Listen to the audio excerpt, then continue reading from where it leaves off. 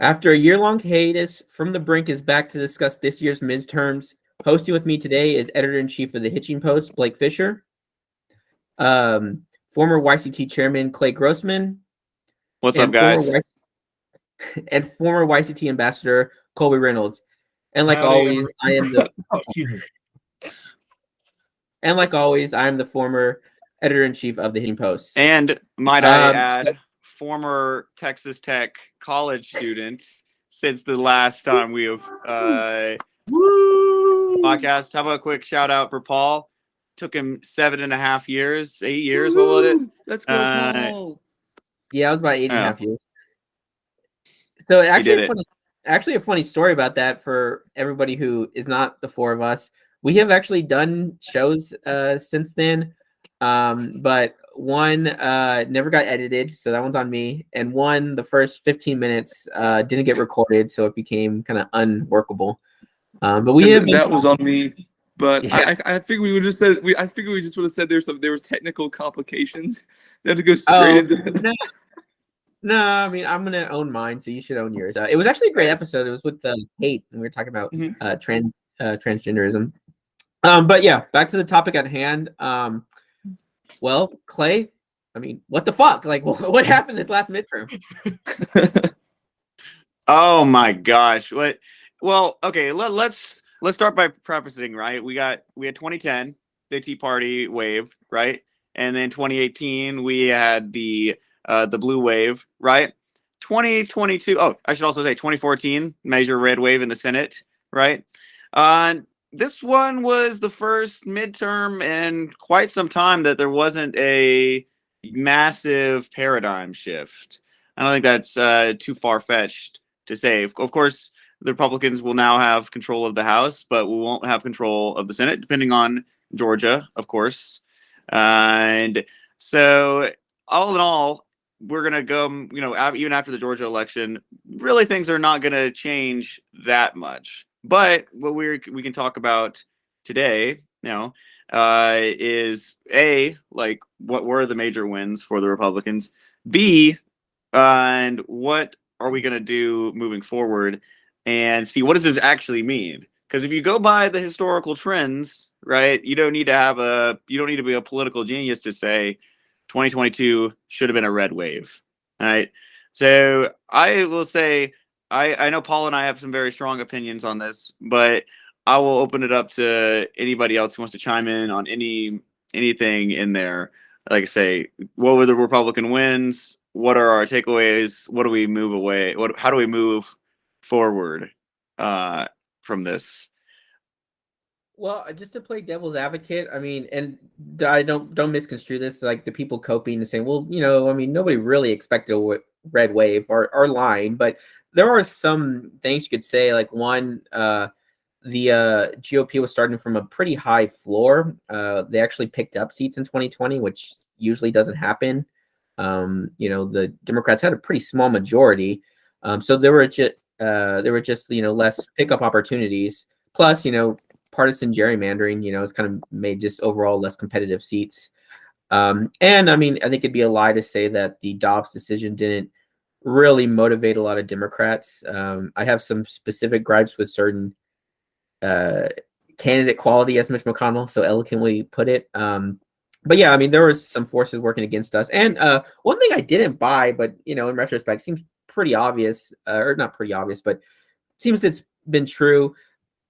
Even though inflation is pretty high, unemployment is still pretty low. So, I mean, even though I would say this is not a great economy, I mean, if you still have your job, even if you're paying more for things, it's not as bad as like, say 2008 when, we had, I think, what was it, like 8 to 9% unemployment. I mean, right now unemployment's like 3%. That's still pretty low. So, I mean, they had, the Biden administration had some things they could, some mitigating factors, I would say, to, how people felt about the economy. Colby, Blake, what do you think?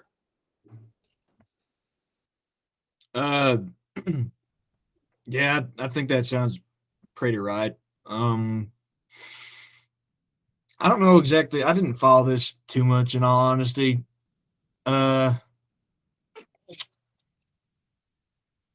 I think, yeah, I don't think that the abortion getting struck down at the Supreme Court has much of a huge effect as people implied, but that's purely intuition. Well, I mean, sorry, just to interrupt you there. I mean, clearly it had an effect in Michigan, wouldn't you say? What happened in Michigan? Well, I mean, they had a because they had like a previous law restricting abortion pretty aggressively. I think it's even stricter than even Texas's current law on the books. They put a referendum up that basically enshrined abortion till point of birth, I think, and I mean that definitely boosted Democratic turnout. And in fact, the Democrats actually ran behind the amendment, so there were some people that voted for the pro abortion amendment that still voted against Whitmore. So I mean, but it clearly, I mean, I feel like it drove out Democrats' support. I mean, I can see it doing. I was talking more nationwide. Nationwide, yeah, definitely pockets like Michigan. Yes. Well, something I was going to say too was that as much as the Dobbs decision was a win overall for the conservatives, I think that nationwide, kind of like Colby, you said, it didn't have too big effect on the nation. I mean, because when it comes down to it, people have a pretty short memory over things that they don't really care about, or that, I guess not that they don't care about, but that they don't really put too much stock into, that it doesn't affect them so personally. Like, true, there's a big uproar of those that wanted Dobbs overturned, or the Dobbs decision to be the opposite, pardon me, than it was.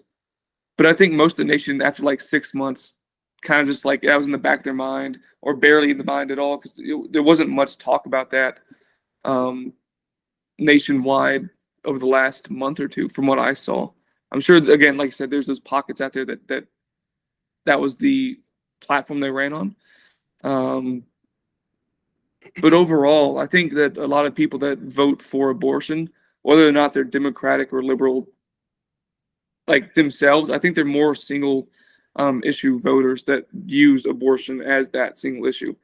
So I think that's where a lot of Michigan came into play. It was just about abortion, not so much anything else, but it was just the abortion issue. Yeah, and an interesting statistic I saw, it's like there were some, like, out of it was a pretty, a small double digit, percentage, like maybe like 19-20% of people had abortion as their top issue, specifically in Texas. But out of those people, still like 9% of them still voted for Abbott, even though Abbott's been pretty aggressive on, the pro-life cause. So, I mean, there are people that, even though they're like, well, I really care about abortion, but at the end of the day, I still don't want like Beto O'Rourke in charge of my, in charge of Texas. So, I mean, there can be breakaway voters that way. Yeah. So it's just say it's Right, the definitely. only thing that matters. I will say this was also interesting to see from a redistricting perspective. I think that the underlying, theme of the last couple of years has been less competitive House races, because people are now getting better at like scientific gerrymandering, and I think that's why we're seeing the trend might be more like House races decided by a couple of seats. We think about Texas. Okay, that was definitely, we had we had one more Republican district than we let out with in 2020, right? But New Mexico completely cut out their Republican district. Oregon cut out one of theirs. Illinois cut out one of theirs. I believe Maryland also cut out their only Republican district. So, abortion and all these polarizing topics, inflation, probably played a part. But we're going to see what we saw, and like I say, it was a similar story to 2020. There's a lot of voter turnout. There's a lot of energy on both sides. And what that tends to result in is very, I want to say, even elections right now. I mean, think about it. We're about as even as we can be right now politically. The House, the Senate, aside of the presidency, right? It's pretty close time right now. But I think that the thing worth looking at is like the long-term future of the GOP. We were all wondering it throughout and before Trump's era? What does the future look like? What do we take away from 2022? Do we need to be more Trump or do we need to be less Trump? I think that's that's like the top issue right now if you're asking yourself what the GOP needs to do. And I'll throw that back to you because I know where I stand on this issue, but I want to hear where like the three of y'all what the three of y'all think on this one. Well, before we get into that, debate specifically, I think there is one thing to bring up too, because you mentioned New Mexico, and they were talking about. I'm not sure if it was New Mexico or Nevada, but do you know what a dummy mander is? Where you try to gerrymander, which you try to give yourself an edge in like basically all the seats, but it's a dummy mander if you do that, and then there's a wave in the other side. So all these D+3 to 5 districts can end up all being Republican. And I remember for a while, 538 or I think it was 538 was talking about this. Like, yeah, this New Mexico map might be a dummy mander because they made all these races, lean Democrat. Yeah. But yeah, if you have a huge red wave, they could all go Republican instead of just, one super red district. And, I was thinking it might happen. And, clearly it didn't. But it's just kind of interesting that, like, they got a little too aggressive. And it's really funny. Like, I'm looking at the House numbers now. They've only called 218, which is the barest majority. Now, I think we're definitely going to get Colorado 3, which is, Boebert's district, which I'm not super thrilled about her being the one giving us, topping over the majority. But, I guess, beggars can't be choosers. Yeah, but I mean, we have this super narrow majority, and it's only going to happen because, one, Republicans overperformed in Florida with the super gerrymandered map. And then 2, the Democrats in New York got too aggressive and gerrymandered their map that their own Supreme Court said, like, whoa, you can't do that. And then they gave us like a super fair map, and like moderate Republicans overperformed there. Like, I heard a statistic that y'all might find funny. Bill Clinton and George Soros are now both represented by a Republican in their district, which is to me hilarious. That is pretty funny. Yeah, I say so. You hit a sore subject with Nevada. There is because I knew both of the candidates in Stephen Holhorst's district and Susie Lee's district. Not to flex or anything, and yeah, that was a very interesting race. I needless to say, I think that they're probably the best example of like I want to say fairly. You say dummy gerrymandering. I want to say fairly drawn map. In that sense. But just like looking around, we all knew Texas. We talked about Texas endlessly, but Florida was pretty bad in itself with how they drew their map there. But then you go inversely, like I say, they definitely tried to do this in New Mexico, where they're going to now have 3 seats for Democrats pretty much on lock. And they did try to cut out Boebert's district. Boebert used to be, I think it was an R+7. It was like Texas 7th. And there now it's like she's gonna be having to hold on to that seat for a while. It's interesting to look at like these House races. It's interesting to look at a lot of the governor races.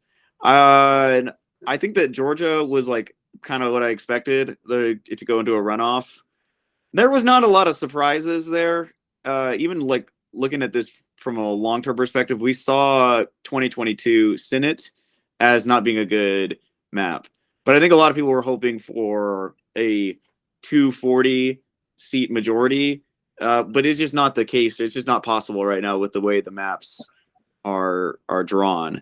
And so I think, it was a little bit of over expectations on the Republican side.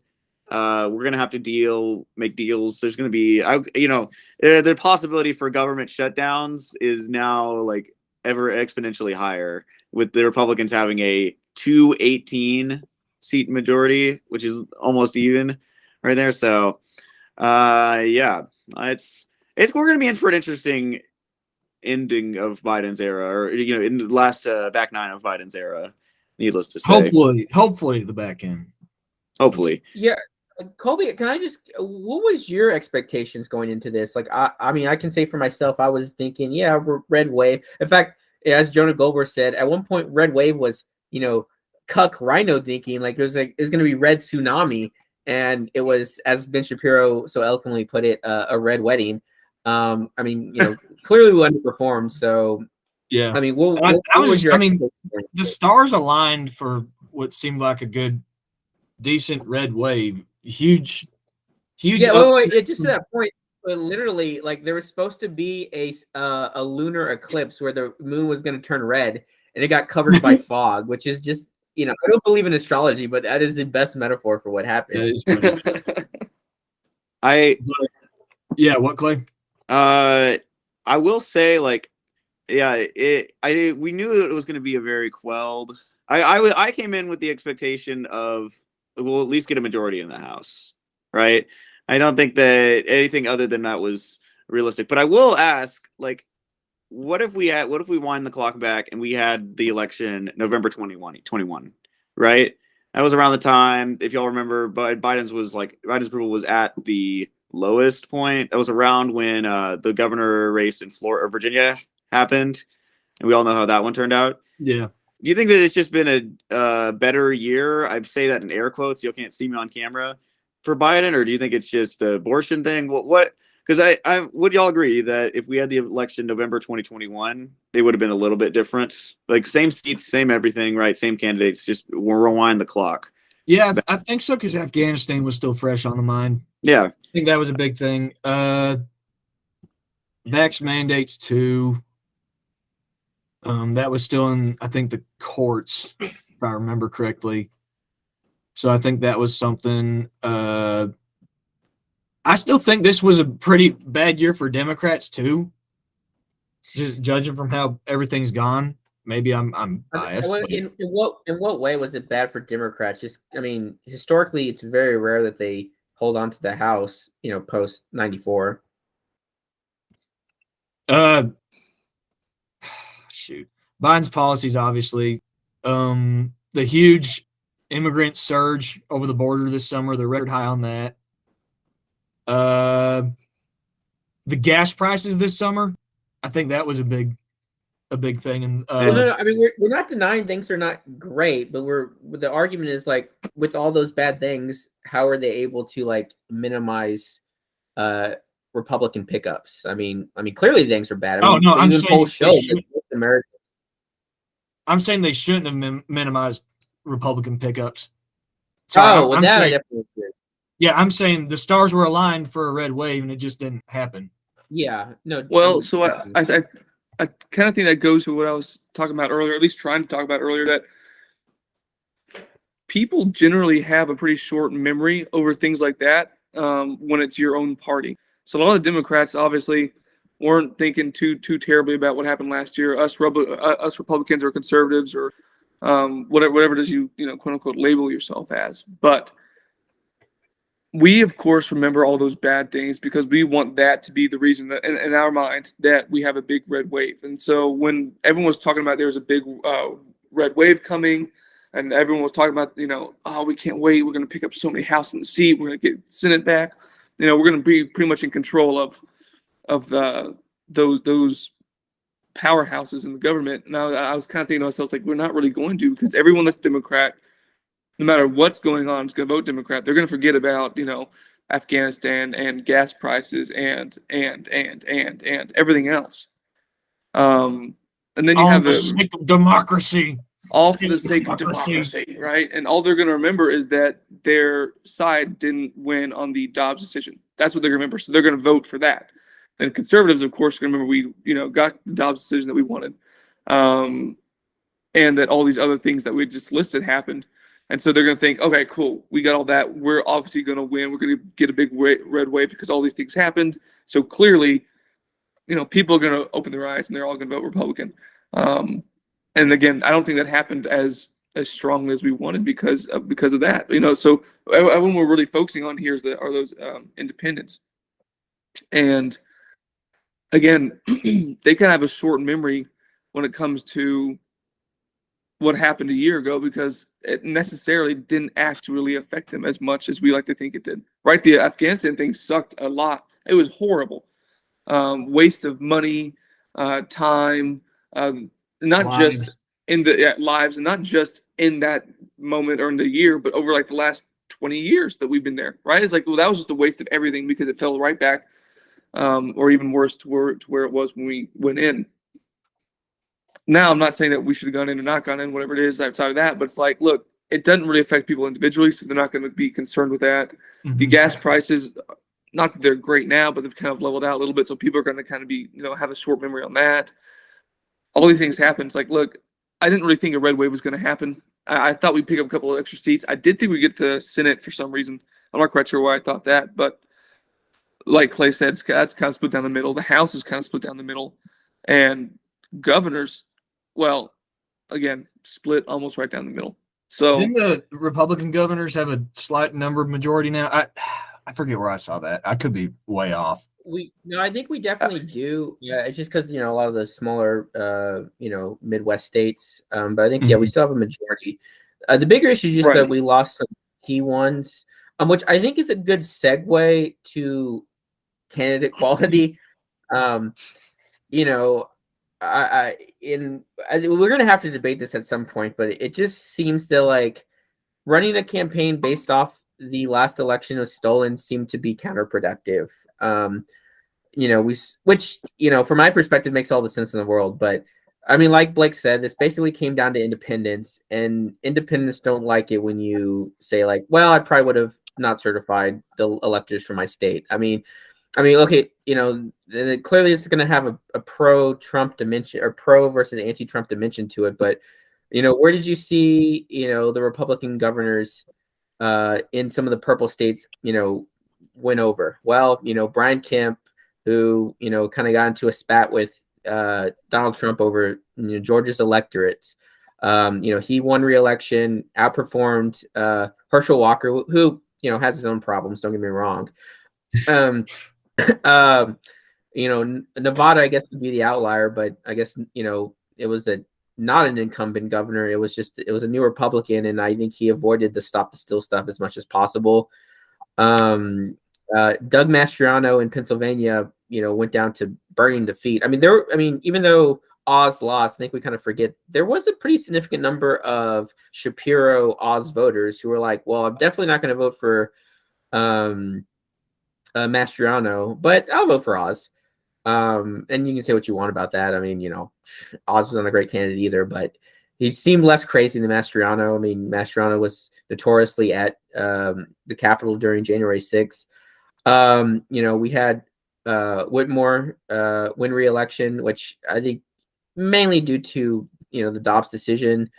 And she definitely played up the whole, there was a plot to kidnap her by a group of quote unquote terrorists who, one of them had to ask permission from their mom to do it. So, I mean, and, I don't like to get conspiratorial, which I should say this. I think the attack on the FBI has kind of gotten a little overboard, but yeah, I mean, clearly the fact that like half the people in this like conspiracy were like FBI informants should tell you like, okay, well, this really wasn't that serious of a plot, but yeah, I mean, it played up, she was able to, claim, like, hey, these people are attacking me, which, fairly or unfairly, but it definitely helped her.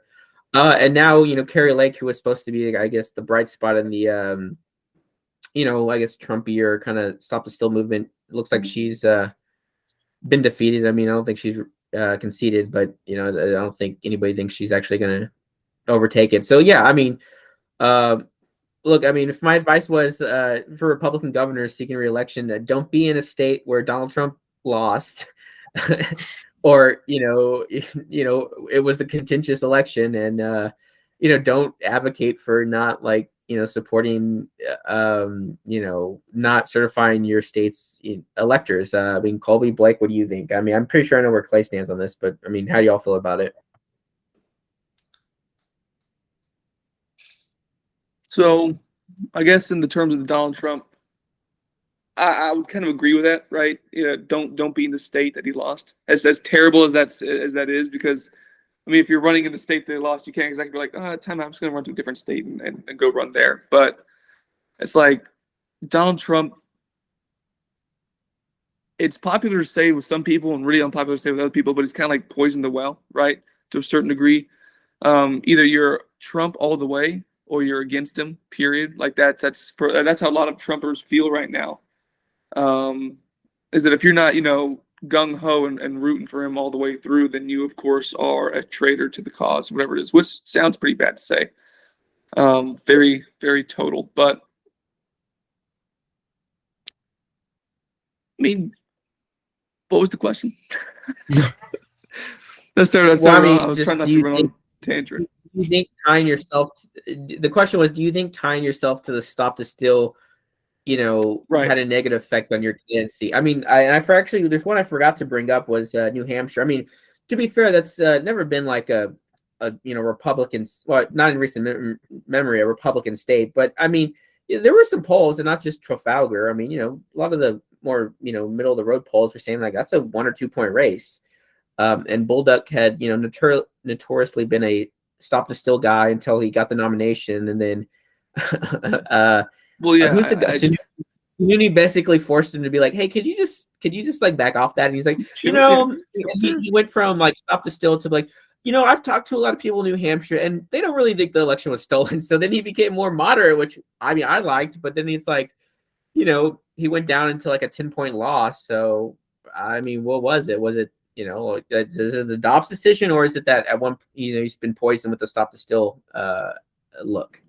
So definitely the Dobbs decision helped push that a bit. Like I said, there overall, I think nationwide it wasn't as big of an affect as everyone purported it would be. Right? It's not the end of the world for those that want it, and it's not the second coming for those that did want it. So it helped a lot with the conservative cause of like the federal government has literally no say in that. Right? State governments, sure. And your personal beliefs put aside, that's generally how a lot of conservatives kind of think, is that it should be down to the states, right? Not the federal government, which is what we think for a majority of things anyways. But I think that didn't, I think that had a big effect on some pockets like we talked about earlier, but not as much nationwide. And the stop the steal, 100%.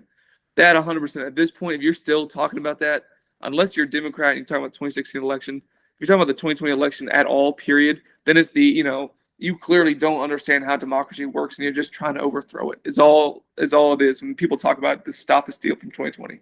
Now, again, like I said, the 2016 election, it's really still popular to say, if you're a Democrat, that it was in fact stolen by Trump, which 100% is this double standard that you have in the media. Is the 2016 election? Yeah, it was really fishy, and we're not saying it was stolen, but something happened, and then you have the 2020 election. It's like, no, guys, don't say that was stolen. That's just you're just a Trumper, and you don't blah blah, all this stuff. So it's very much a double standard in the media. Yeah, and kind of building on that point, I guess I didn't make the joke earlier, which I should have. It's like, it looks like Stacey Abrams lost her re-election bid because apparently she was governor after 2018 win, which I feel like the 2020 like Democrat stop the steal or the Democrat opposition to stop the steal definitely did kind of hey, if we're gonna criticize Republicans for being election deniers, maybe we should toe down our own side. And so they finally actually forced Abrams to be like, hey, if you lose to Brian Kemp, maybe this time just admit it. I mean, we've had more turnout than ever in Georgia, so it's kind of hard to claim election denial. I mean, she's still doing it. She's saying well, election suppression doesn't actually mean less people vote. I was like, really? Because that's what I would assume it meant. I mean, during Jim Crow, that's definitely what happened. There was less black turnout because they were basically stopping black people from voting. But yeah, I mean, people have looked at the Georgia law and be like, it's more quote unquote liberal. Like it allows more voting than a lot of blue states. There's more early voting in Georgia than there is in New Hampshire that has none. But I mean, I think even Vermont, they have more early voting in Georgia than Vermont. So this idea that they're stopping people from voting in Georgia is kind of nonsense. And, I think it's actually a good thing that if, Republicans keep winning in places where they have pretty, liberal, voting laws, then it's kind of going to put it's going to make the Democrats look ridiculous to claim voter suppression. I mean, Colby, what do you think about how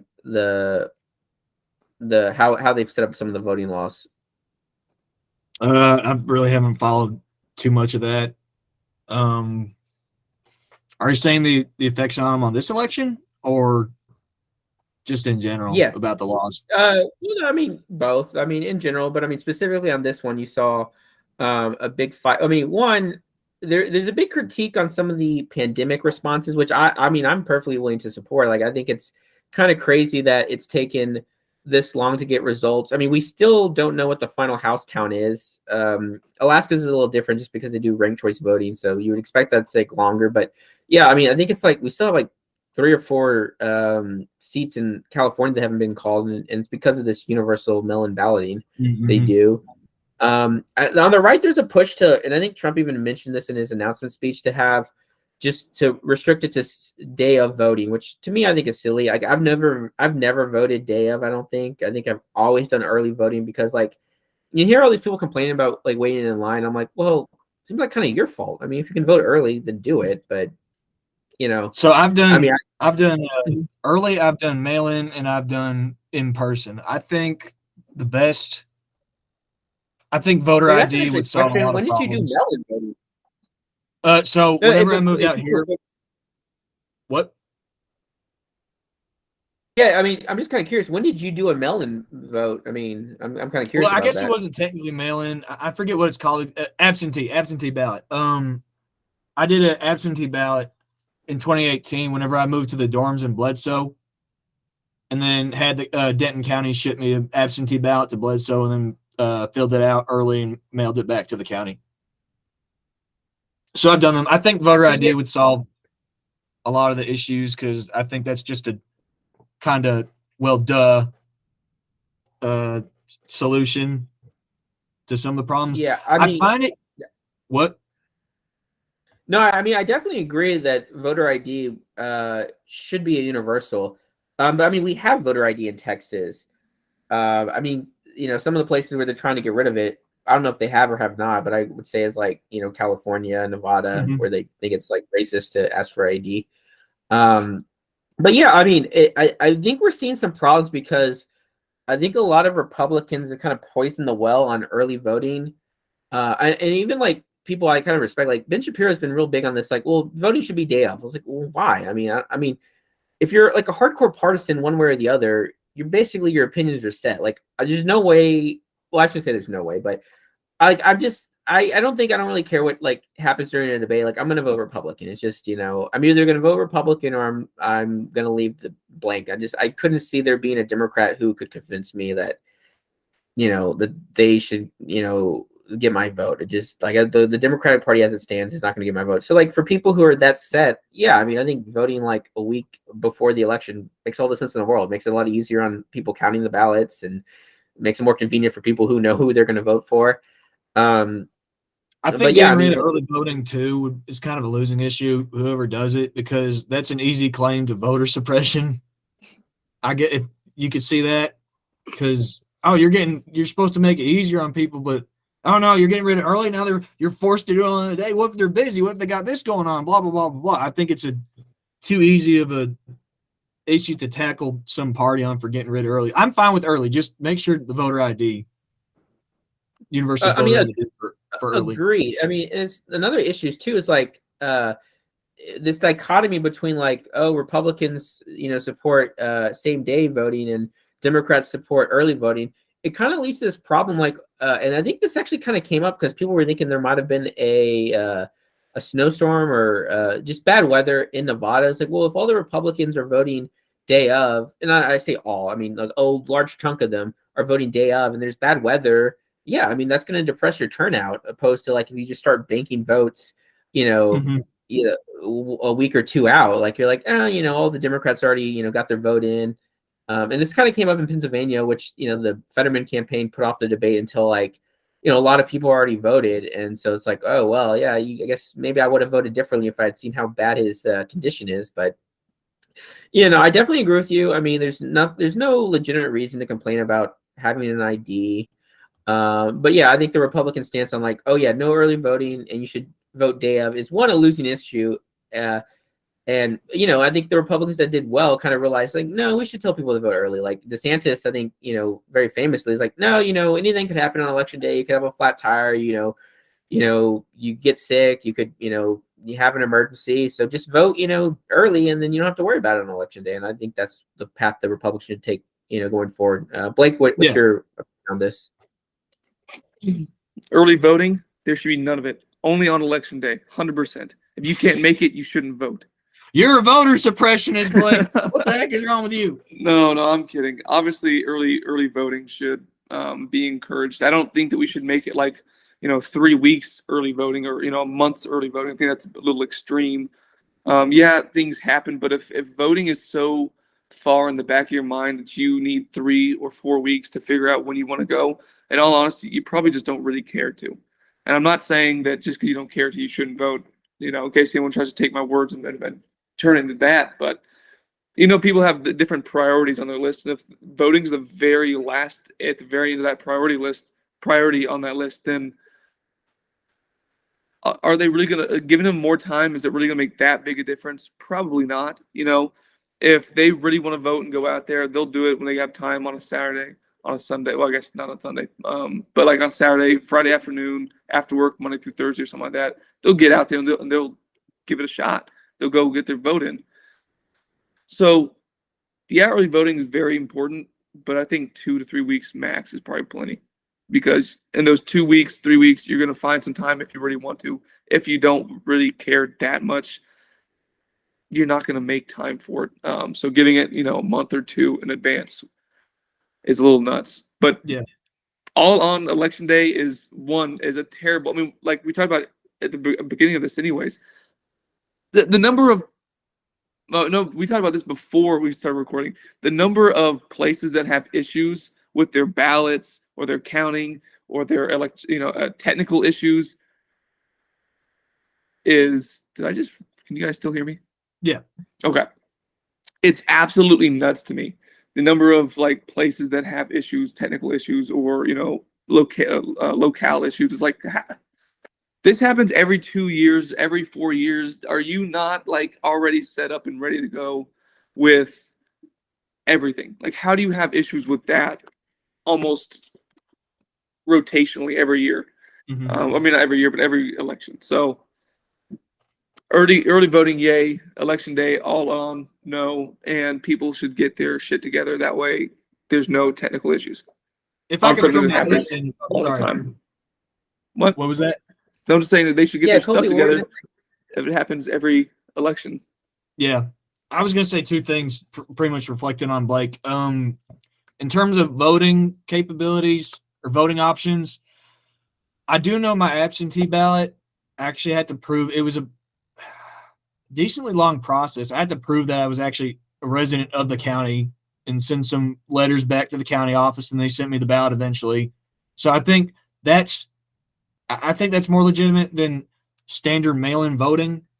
Only forms of voting I would allow in terms of not in terms, but only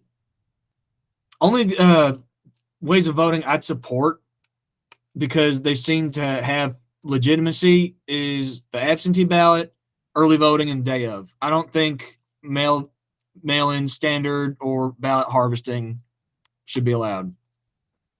Yeah, I mean, I think that's a very good segue to our next discussion. I say, next we'll probably tackle, the whole stop the steal movement in general, or just, election integrity. That's a more neutral way of saying it in general. And then we can kind of go to the Trump issue. But I'm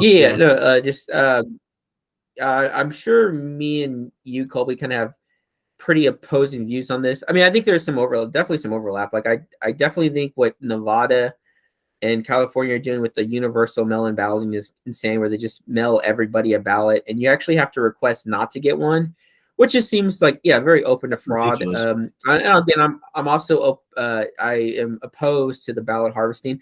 Ironically, one of the arguments that I don't know if they've been using it, but they definitely should. Democrats have been using against one of the arguments against ballot harvesting is there has been documented cases of fraudulent ballot harvesting.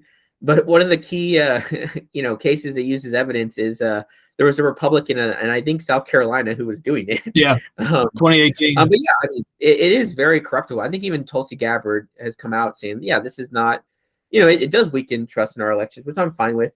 My bigger problem, though, with the larger election integrity debate is I feel like it started with the point of, it started with the end goal of, I think the elections are fraudulent, and then I'm going to try to find evidence to prove that, which, is the reverse of how it should be. You should, you should see evidence that the evidence election is fraudulent, and then come to the conclusion Right. that it's fraudulent, not the other way around. Because I mean, you can always find cases of either election suppression or election fraud. I mean, I think it'd be ridiculous to say that there's no election fraud. I mean, I know Democrats try to do this whole, well, 2020 was the most secure election ever. I was like, well, I mean, why was it more secure than 2016? I mean, that seems kind of silly. In fact, I would think it's less because there was way more mail-in ballots, and I mean, it's funny. It's 2016. The Democrats were trying to prove election machines can be hacked because they thought the Russians could do it, and then in 2020, they didn't think that was possible at all. Now all the Trump people are trying to prove, well, yeah, I mean, all these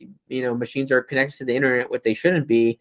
And either the Chinese or the Venezuelans could have hacked them. So yeah, I'm like, as Ben Shapiro says, like, extraordinary claims acquire extraordinary evidence. Like, I just have not been convinced at all that there was anywhere near the amount of fraud in 2020 to overturn it.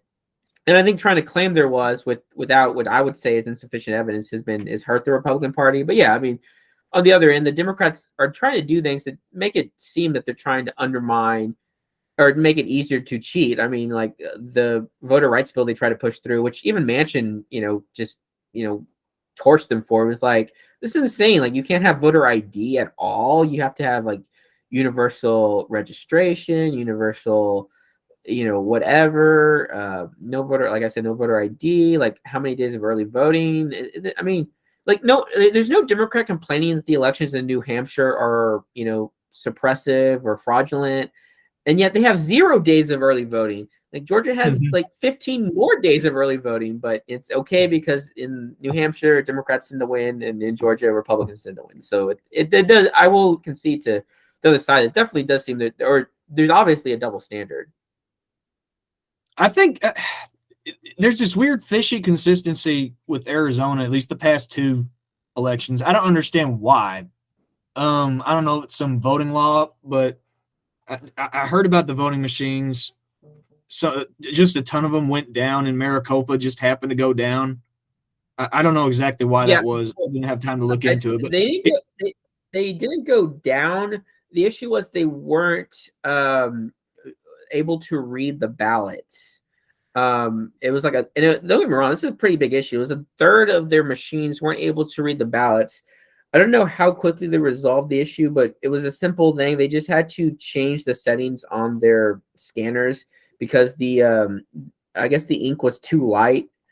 And so it was hard for them to read. So yeah, I mean, that's definitely a big problem. I mean, I guess my argument is the competence, but you think it's a little more nefarious.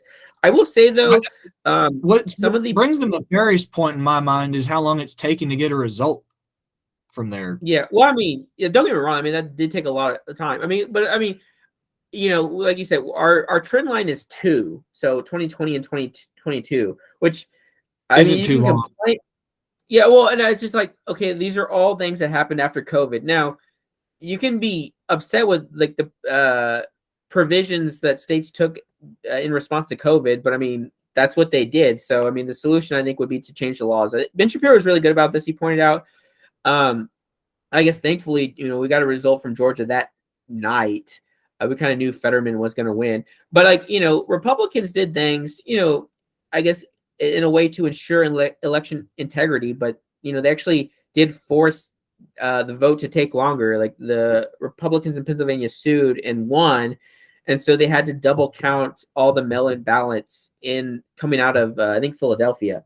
Well, so I mean, like, okay, I mean, you can do that, but it's going to make it take longer. Yeah. And one of the problems is, like, why does Florida get their votes out day of, or I mean, their results out day of, and Pennsylvania can't? Well, because the laws in Pennsylvania say you can't start counting mail-in votes until the polls close. Like, well, one, I would say that's stupid. But 2, I mean, that's just obviously going to take it, longer to count. Now, I guess the rationale for it is like you don't want to depress voter turnout because somebody could theoretically leak the results from the mail-in votes and suppress, Republicans from voting. That's the argument. But I just, I was just like, okay, well then, me and my dad were talking about this. Well, just, bifurcate it in enough batches that like one leak's not going to cause the whole system to collapse. Like, we're just going to have to accept that we need to count mail-in votes earlier. So, like, by day of the election, we have all the mail-in votes counted. So we just count day of votes. Colby, Blake, Clay, what do you think? Do you know if that's universal for the Great Lakes states too? Because I know a lot of them in 2020 claimed that the mail-ins couldn't have been counted till the polls closed day of or something. I think, specifically for Michigan, that is the law. So I read Bill Barr's book, One Damn Thing After Another, and he said, like, he told, like, Trump that was going to happen. Like, yeah, you're going to start getting votes in later during the night because, like, their state law says you can't count votes until this, until at this time. So, yeah, I said, as far as universal, no, I don't know. But, I think Michigan's really the only hot point. Ron Johnson won his re-election race in Wisconsin by the, pretty slim margin, but he still won it. So, yeah, Michigan seems to be the place where there's a lot of contention over how ballots are counted. So, yeah, I think the solution for Republicans is just to abandon this whole universal same-day voting and just be like, look, we can do, like, early voting, but the votes need to be counted before. And the one thing I will concede I would say the more, I don't like calling it Trumpy, the more, okay, how do you want your side to be referred to, Colby, on your position on? I don't know. I'm not entirely Trumpy. No, I know you're not. Okay. Yeah. The election skeptical people. How about that? Yeah. I don't like this whole thing where, like, judges or even, like, state law says, like, well, if your ballot was, postmarked before the election day, then you can still vote. I'm like, well, no, that's ridiculous. Like you should, like, they should set up a day where the ballot had to be postmarked, and it should be before the election day. Mm-hmm. And so they should be able to count it before election day. Because I can concede, like, maybe a day, like, for a really close race. If it comes down to 500 votes, yeah, that's going to take a couple days to kind of litigate. There's no way around that. But yeah, I don't want votes being mailed in after the election already happened that changes the vote. Because even though I think, I don't see conspiracies there, I'm just like, okay, well, that's unreasonable. Like, if you didn't care enough to mail in your ballot, like, 3 days before the election, you really don't care enough about elections. It's like, I don't really care. Yeah. Blake, Clay, what do you think? I think there's a lot of, like, refusal to concede on both sides, and that's why we're in this, like, this weird segment that, like, the Democrats are going to be justifying, okay, the election was stolen in 2016 and it's not stolen 2020, right? And so that's why we're spending so long deliberating this, and why we're arguing over such, like, very simple points. I think if you got most people in a room together and you said, guys, look, we don't want, like, we want to be able to check IDs. We want to be able to verify this. We don't want universal mail-ins, right? Like, that would be, if that was the compromise, we would have, like, no debates with this. But this is the trend right here, and you can call it. You can be, if you're on one side of the coin, you can say, well, it was Trump that led us down this road, right? Trump was the first one to not concede election, to raise the issue, and now it's like just a universal thing, right? Or you could say it was the Democrats, right? They pushed us too far on certain things. They did in 2020 take advantage. I don't think there's a lot of disagreement on this, like, with the universal mail-in ballots. Me personally, right? I think a lot of this does stem from Trumpism as a philosophy, right? Call it Trump derangement syndrome, call it whatever you want, right? But the fact remains, we're not going to be able to cohesively agree on what we should do in terms of elections, and I think it's probably part of that, part of the Trumpism at its root, right there. So I don't know. I keep coming back to this. I keep thinking about this. Like, where do we go from here, right? Where does the Republican Party go? Where does the Democratic Party go? Right? You got to ask yourself that after every election, but it feels like 2020 and 2022, you can lump them together in a lot of sense. And that's the question we got to ask ourselves, right? as for conservatives on a Zoom call, right? What does the future of the GOP look like? Yeah, Right I now mean it's that does. confused. Yeah, I mean that does lead to an obvious segue, which I hate doing this to the audience, but we may have to hold out just a little longer for the Trump versus DeSantis discussion. But yeah, I mean we should kind of go to the candidate quality issue real quick, or I guess this isn't even less about candidate quality, but fault. I know the very Trumpy people on Twitter, which I now have a Twitter account again. But just also even some of the more establishment like Republican talk show voices, namely Mark Levin, have kind of like tried to push this on McConnell. I think blaming McConnell for this is, I mean, in other words, bullshit.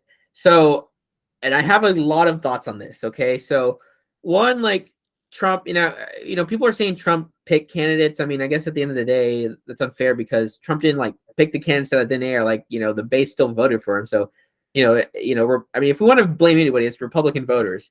I mean, Republican primary voters, but Republican primary voters voted in some very not good candidates. I mean, I mentioned Doug Mastriano earlier, but also Dr. Oz, which I mean are radically different candidates. I mean, I think I would have been okay with Oz. Mastriano is another thing.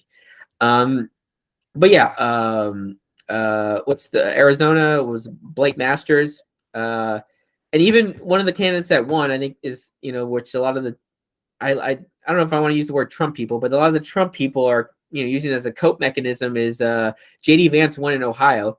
They all almost universally underperformed or lost. So the one that won is JD Vance. He won Ohio by I think 6 points, which is 2 points less than Trump won in 2020, during which was supposed to be a red wave.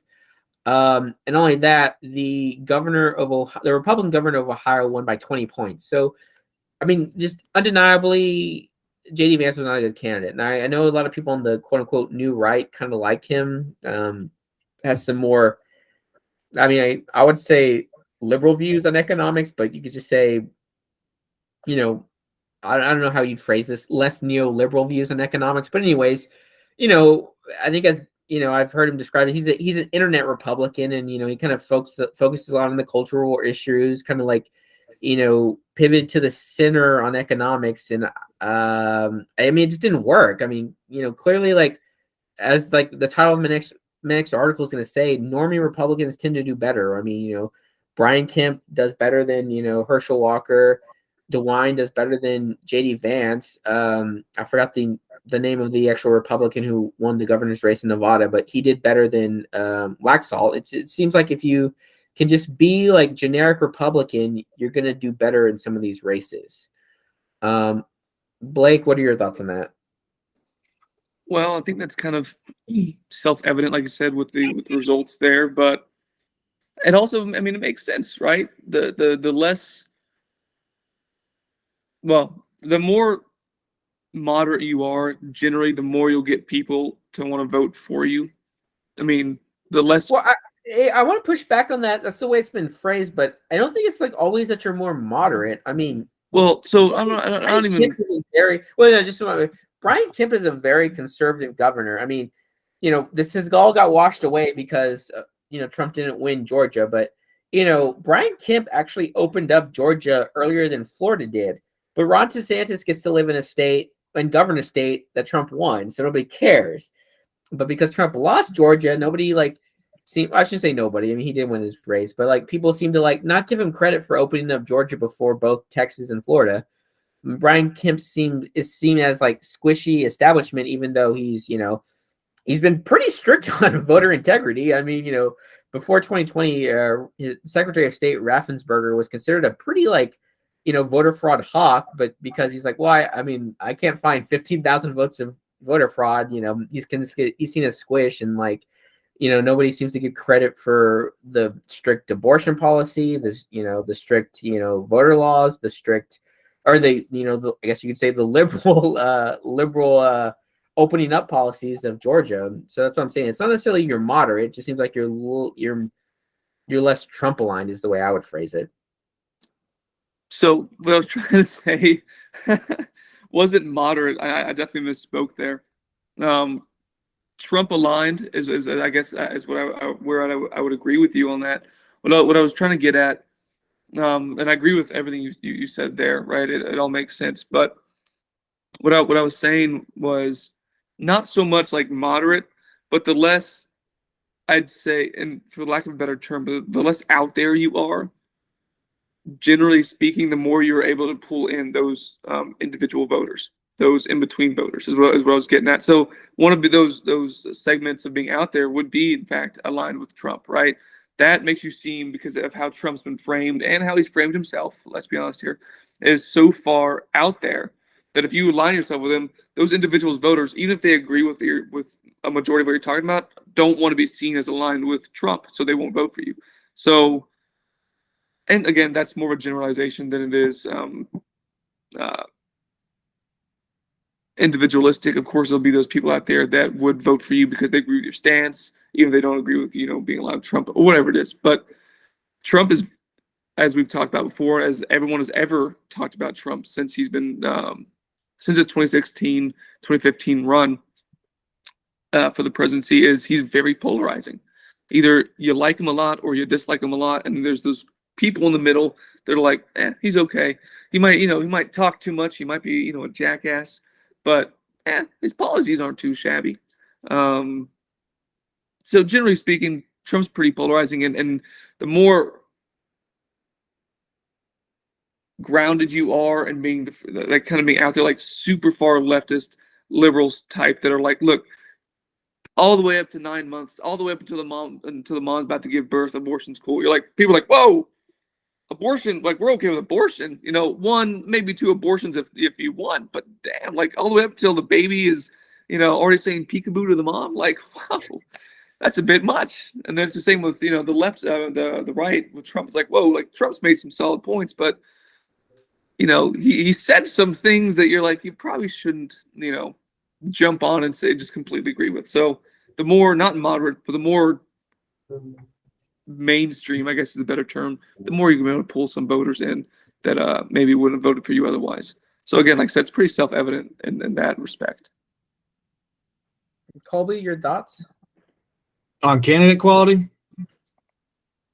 Yes, definitely. I think for a while, the federal level, the Republican parties had bad leadership because the candidates have not really been too strong. I only remember a bit of McCain and Romney. Romney was stronger than McCain, but McCain was pretty weak.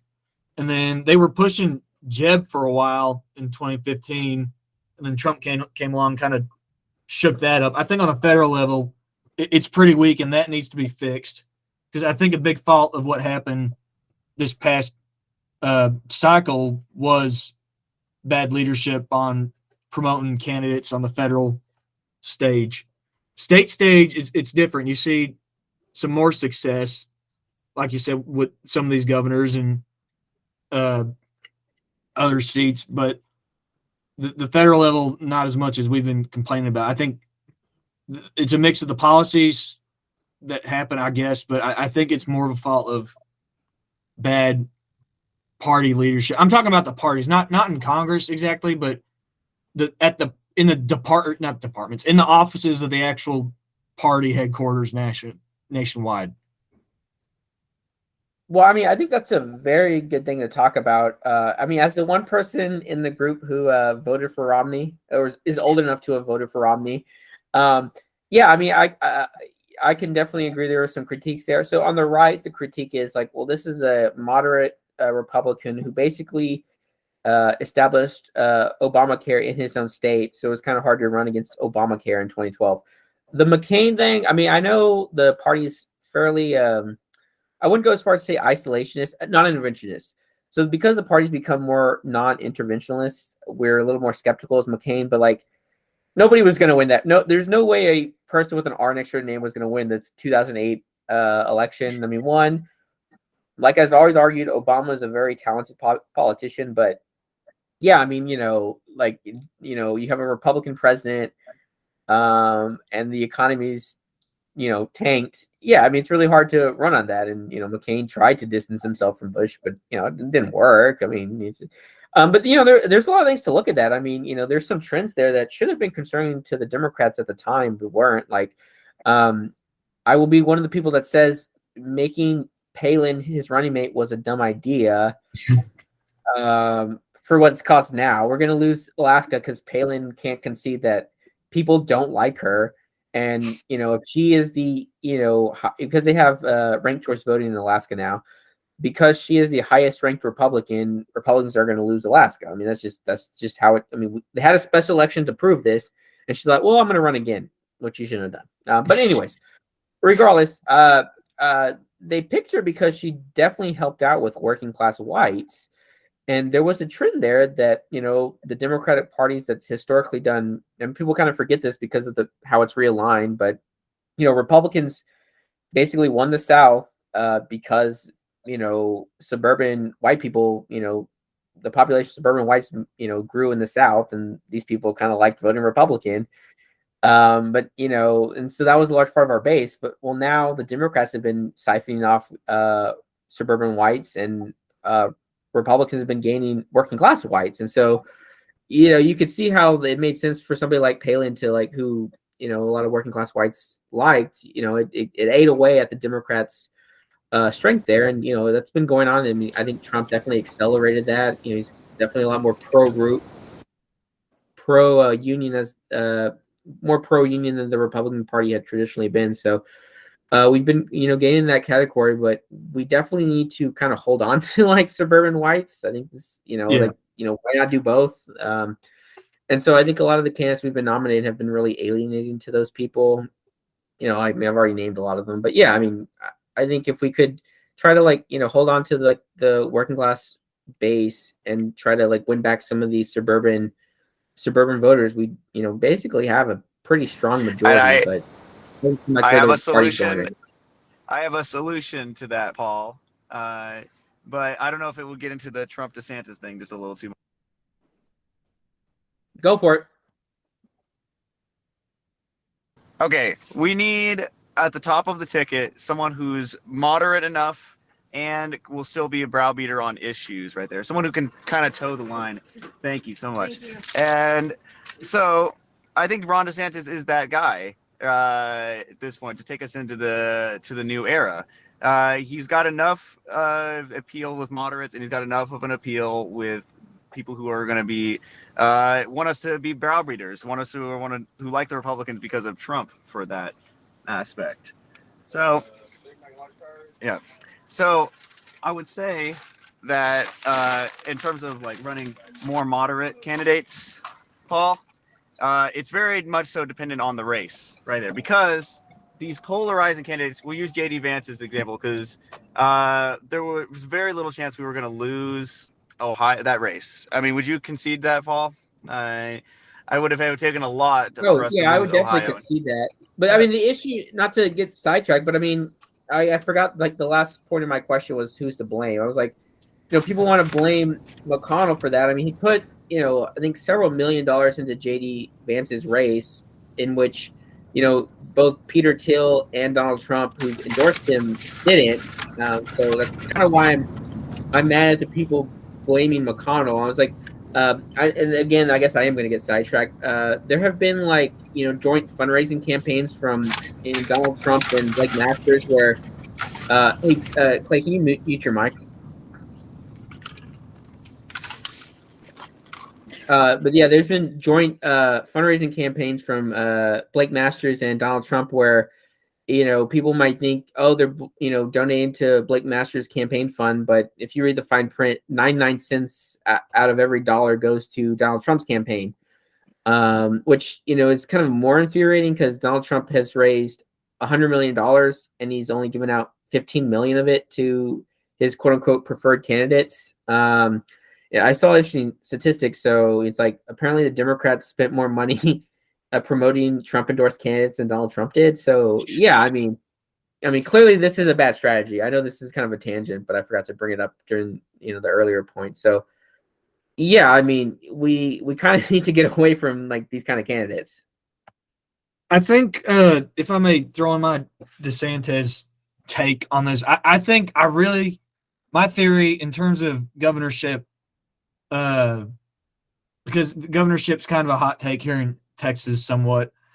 I think that DeSantis is a good model for candidates in general because, and Shapiro said this, but you get a purple state, but a really solid, competent, very right Republican guy in, and the state turns red, and the people just get invigorated to vote. And they actually, you saw bases turn with not the Cubans, but the Hispanics turn dramatically in Florida. I think we should model a lot. The National Party should model a lot of the candidates off that. Competent. You got a point, though. Different places in the country need more moderate candidates. But maybe I'm just thinking in terms of Texas. I know that the spread between Abbott and Beto was pretty good, but I think it could have been better if we had a guy similar to DeSantis running, if he actually proved his worth here in the state and did a lot of very active, a lot of good things. We could have had a bigger spread, and I think that'd be the same place or same case in a lot of different states. And I don't know, I could be completely uneducated on this, but wasn't the governor spread in New York fairly close from modern, or I guess past elections? Yeah, oh, definitely. So Zeldin only lost by 5 points. Though Zeldin was the Republican, and Cuomo won in, I believe, 2018 by like 20 points. So yeah, he definitely closed that race. Which, he lost. So it's hard to brag about a loser, but he definitely did bring out a lot of Republican support that helped a lot of the House seats, flip, which is why we're gonna retain the House. So yeah, I mean, I think that point. One of the things you said is competence. Like, yeah, I mean, if you can be on the right issue on a lot of these cultural war issues, but at the end of the day, you still have to be competent. I think that's what DeSantis, Kemp, and Abbott have proved. But to your point about Abbott, so I mean, I know you were more of a Huffines guy. Do you think Huffines would have done better or worse against Beto? Because I am adamantly, I mean, I think Huffines would have made he might have won. I think he probably would have won, but it would have been a very narrow victory if Huffines had been the candidate. I think Huffines would have won, but I couldn't give you a good guess on the spread. I bet it'd be less because you're not an incumbent running. But I couldn't give you a good guess on the spread. I think you're right. It would have been less, but I think Huffines still would have won. Clay, what do you think? I do think Huffines would have won. It would have been a very close race, 2 or 3 points. Like I say, he is one of those candidates that is it has a potential to be unhinged, right? He's going to say some stuff. It's going to generate. He would have been a ton of headlines. Probably would have generated a ton more buzz. There would have been a lot of debate of this. Abbott was safe. Abbott was a good candidate, and he's done 90% of what you would have wanted a Republican governor to do. But that does kind of get to the larger point, Paul. I understand where you're coming from with the disliking of these. I will say, I don't know how to properly put it. The polarizing candidates, right? J.D. Vance, Herschel Walker, right? I think it really just, Oz definitely is the prototypical example. I think it really does come down to the states at the end of the day. What race are we talking about? In Pennsylvania, I would have liked us to run somebody who was a little bit more normie, right? I still maintain to this day that Herschel Walker was a good choice as a candidate for Georgia. And J.D. Vance, I will say that was also a great choice. There's a ton of fundraising that can get involved. And frankly, who's going to be the one who's more likely to score a political victory, right? It's the people who are actually browbeaters, people who are actually going to be forcing the ledge or the U.S. House to take actions, right? We don't want more moderates in this government. We in certain areas, I will say. But can I add on to that, Clay, real quick? What? Can I add on one to sec. that? I'll say Lee Zeldin is a great example of a guy who is more moderate and the perfect candidate for that New York governor's race. Joe Lombardo, the guy who beat Sisolak in Nevada, was a great candidate. He's a law and order kind of guy, very normie type Republican, right? Not going to generate a ton of negative headlines. J.D. Vance, I think, made sense in Ohio. like I say, there are certain states where you want like more polarizing candidates. I know that's a controversial statement to say, but I would be okay with us running like at the top of tickets, big names, in certain areas. And Colby, you can jump in there, man. Sorry, I just had to say that.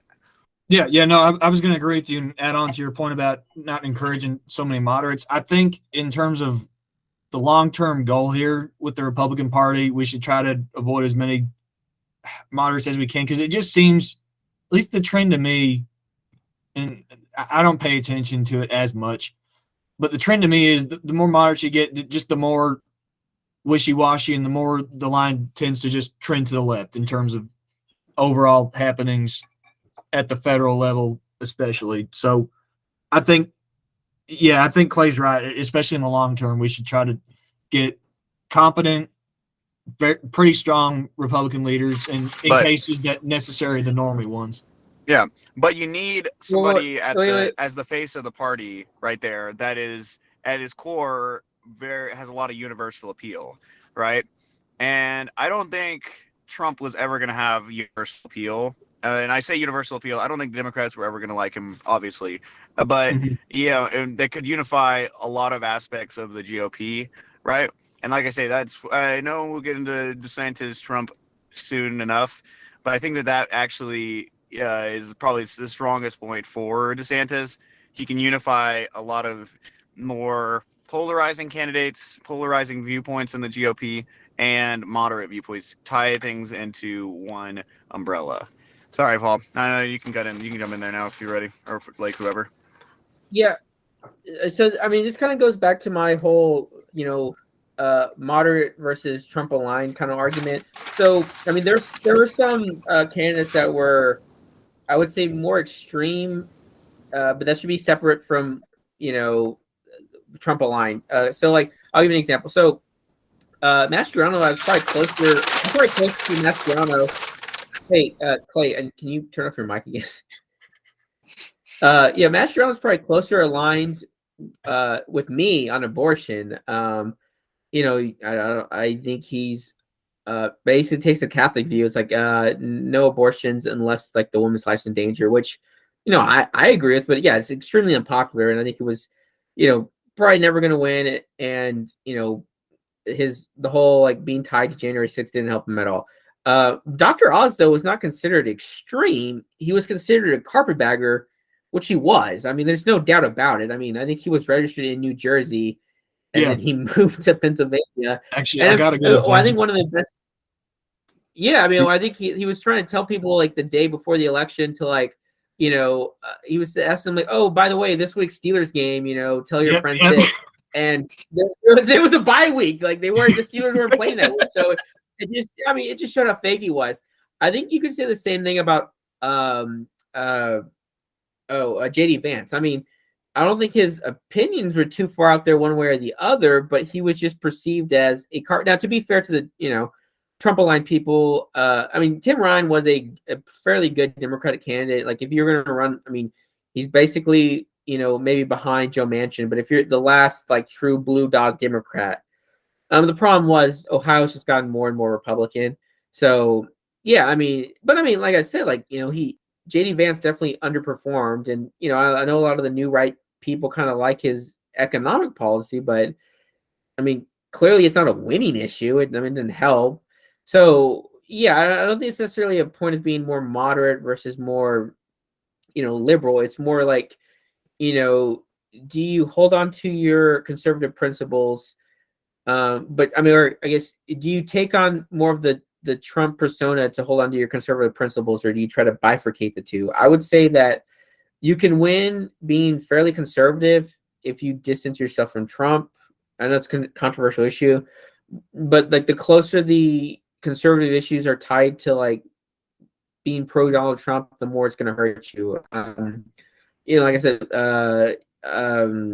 Abbott was kind of able to distance himself from it just because Trump won Texas, so when the Stop the Steal thing wasn't a big deal, and so he could be fairly strict on abortion. He pushed back on CRT. I know a lot of people don't think he was harsh enough on the border, but at the end of the day, he could be harsh and not get a huge blowback, but I just don't think being more Trumpy would have helped any of these candidates. I can agree with aligning with Trump. I guess the Trumpy. I can also agree with that. Some too, but I still think some actions. I don't know. I keep thinking of Abbott. I can't think of just Abbott. There were so many other people involved in this whole system. Well, I mean that's fair. I mean, we all live in Texas, so it would make sense that Abbott's your point of contention. Yeah. I think my main point is just like, if we had gone with Huffines, we may have still won, but it would have been a much more narrow victory. And like, if basically Texas becomes a swing state, then the Republican Party is doomed. I mean, there's just no way around it. I mean, so I think Abbott would be preferable. Somebody who can win over moderates and definitely make inroads with Hispanics and try to hold on to our coalition, opposed to being, as like I said, I mean, maybe Huffines was a little more hawkish on the border. I mean, that's probably true, but I get really annoyed with people who's like, well, Huffines was actually more pro-life than Abbott. I was like, really? Because most of his like promos were about election integrity and the border. Like, I feel like abortion was like way on the bottom of the list. So I'm like, it seems like it was more about sticking it to Abbott for mainly locking down, honestly. But yeah, I just think I think we need to stick to a conservative that can seem like more reasonable. I mean, because this is kind of going back to an earlier argument, and after this we can go into the main discussion about DeSantis versus Trump. But like, a lot of these moderate races came down to, are you going to rock the boat on elections? Like, you see there was a lot of close races where Republicans in a red wave should have picked up seats and they didn't, because like a lot of the candidates were like, I don't want to say Trumpy, but they were just like, well, I'm kind of skeptical about the election. I mean, that's a non-winner. And like, I was criticizing the Democrats for a lot of the shenanigans where the Democrats basically put a lot of money into every Republican primary where the Republican voted to impeach Trump. And I think they knocked out every Republican with the exception of Clay. What's the one in California? Is it Valdeo? Regardless. So like this, what? I think it is Valdeo. Yeah, I know what you're talking about there. Yeah. So every Republican, with the exception of Valdeo, lost their Senate bid. Liz Cheney was one of them, and I mean that was a very red state, so it didn't really matter. But yeah, every other Republican, with the exception of Liz Cheney, who lost her seat, went on to, like, that seat was taken over by a Democrat. So apparently their tactic of promoting election deniers won, because if you're in a purple district and you promote a election skeptic into the seat, and it's a purple seat, and the Democrat's going to win. And so that's what I was like, my point is, like, it's not like how conservative you are, because the person that was it Pete Myers, he was a pretty hardcore conservative. He just happened to vote to impeach Trump, and he lost his that seat ended up getting taken over by a Democrat. So I was like, yeah, I mean, the Republican Party is just gonna have to learn, like, you can choose to like defend Trump, or you can choose to kind of let people in purple districts do what they have to do to win. And my position is, like, we should let them do what they have to do to win. Like, I guess this is already going to jump into the whole Trump versus DeSantis thing, but like during election night, as my $100 bottle of Victory whiskey turned into a coping mechanism, Trump was basically on truthing that he didn't like. I think the only truth he posted that night was that he didn't like the Republican running in Colorado because he said he wasn't a MAGA guy. Now, Colorado is a very blue state, so the fact that we ever thought that was competitive just kind of showed how weak the Democrats were. So complaining that he wasn't Trumpy enough seems kind of counterproductive to me. So I mean, I don't know. Like, well, what do y'all think? I mean, I think it's like, obviously being more pro-Trump didn't help us in purple districts. No, I think you're exactly right, Paul. I think the key word is likability, right? You want to find, and I know that's a cliche, right? Obviously, you want to be somewhat likable, but you want to find candidates that have good like grassroots appeal while staying true to the message, right there. And what that message means, you could split hairs, but I think for a lot of people, it's okay. We need to have like safer elections. We need to keep making sure that abortions aren't happening, right? We keep making sure that like crime is not going rampant, right? Those universal appeals, you need to make sure that you're running candidates that run on those topics and can still have like serious grassroots appeal. That's why I liked Herschel Walker from the get-go, Paul. He's a Georgia native. Now, he didn't live in Georgia at the time, but I mean, he's a for football star. I was like, that's like, yeah, talk about grassroots appeal right there. I liked Lee Zeldin for that reason. He's a New Yorker to his core right there. I didn't like Dr. Oz because he was a grifter, right? So the dichotomy is you want to find candidates that are going to run on conservative platforms, stay conservative, true, right? And be able to win elections, because that's all that it matters at the end of the day. We can debate DeSantis, we can debate all these people, but at the end of the day, if we're not winning and they're gaining ground, we've made so much progress in the past couple of years. It could be very easily erased right there. So in my mind, you got to get candidates that have likability, grassroots appeal, and are true conservatives right there. But I'd agree with that, Clay. I think that's good. That's sorry, good point. Yeah. Yeah, so Colby and Blake need to go. So let's just get like a short 1 to 2 minute kind of closing from Colby and Blake's perspective. Colby, what would you want to say about the aftermath of the red wedding of the 2022 midterms? Disappointing. I was honestly surprised, even though I didn't pay much attention to it given my schedule, but kind of concerning. I think this should be a wake-up call to the Republican Party, like I said, about their nationwide leadership, not in Congress, but how they run the party and who they put up there to run for seats and stuff. And then on the Trump versus DeSantis thing, I'd still vote DeSantis in the primary because he doesn't have the baggage. Trump's getting near he's about to turn 80. I think that's a big factor.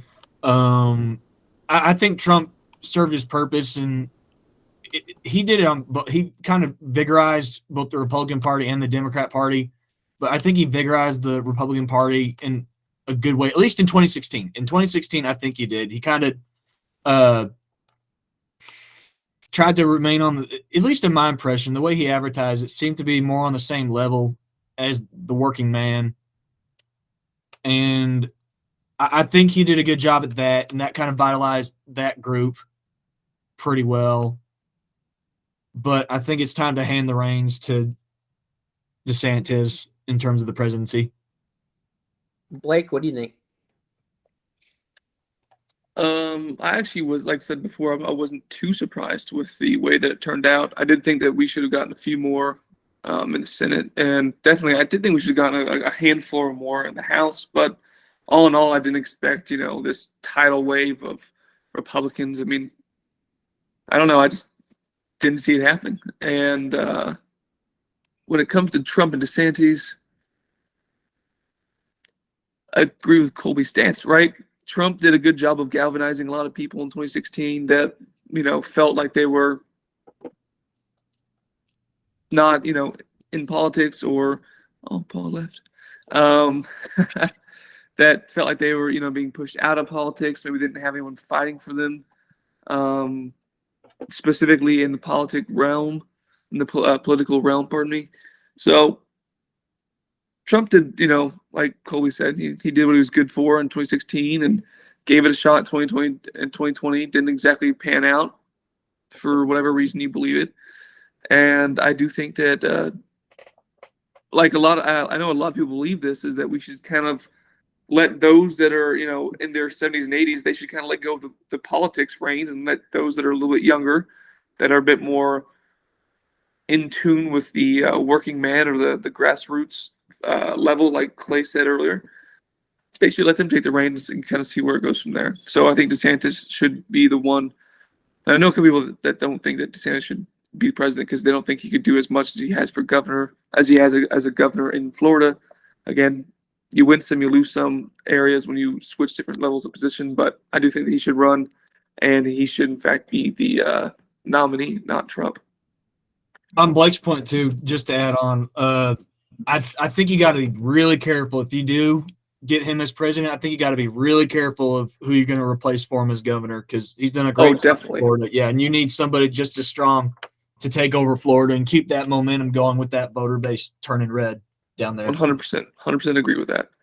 Right, as much as and that's I know that's another reason why some people don't want him to run for presidency, is that they don't want to lose Florida, and he's such a unique character, which is why so many people want him to run as the president for the presidency. Is that you do that, who's going to replace him? Who can replace him? Who's going to be just as strong and just as, like the whole like bulwarking the Democratic Party in Florida? Like, look, you guys are not coming here. This is what this is. Here's the stance that the Floridians want, et cetera, et cetera. So kind of comes down to that.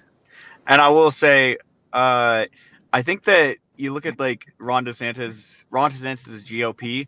From everything I've heard about the Florida GOP as an organization, they are well organized, well funded. They keep getting great candidates, and election after election, we keep seeing Florida continually shift to the right. And I don't know. To me, it seems like Ron has it at this point, but Trump still has his appeal, and we can talk about that on the next episode of this podcast. We've lost Paul. I don't know what happened there exactly, but the show must go on, and it was a blast getting to chat with y'all. We promise it won't be 1 year in between episodes again. Well, that, anyone else have anything they want to add? I do want to say it was a little ironic that I'm over here complaining about the technical difficulties of the voter stations and the organizational difficulties of getting the ballots counted and all that, when how we started off the entire podcast is that we had technical and organizational difficulties with the last two that we did record and haven't put up. So that's a little ironic. Hopefully this isn't Lost Episode 2.0. No, definitely not. So, well, cool. Well, I'll talk to y'all soon. Happy Thanksgiving, and you'll hear from us again in no time, not a year. All right. Good talking to everybody. Bye, everyone. Bye.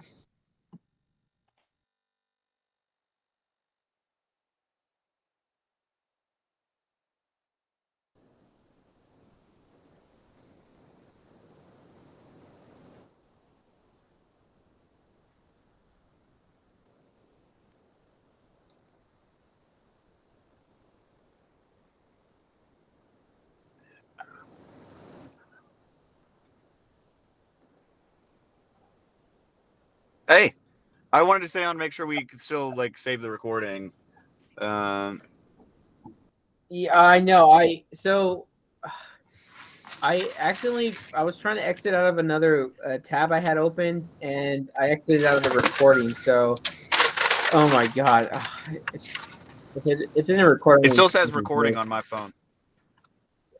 Oh, it does. Okay, it still says recording on my screen. I'm thinking it doesn't pop up. Yeah. Okay, that's amazing. I can't see you. Or do you have a picture of me or? Yeah, I can see you. Can you not? I can see myself. Yeah, I don't know why I can't see me. I'm loading into this thing. I have an open window. It's just not. Let's see. Oh, maybe no. Let's see.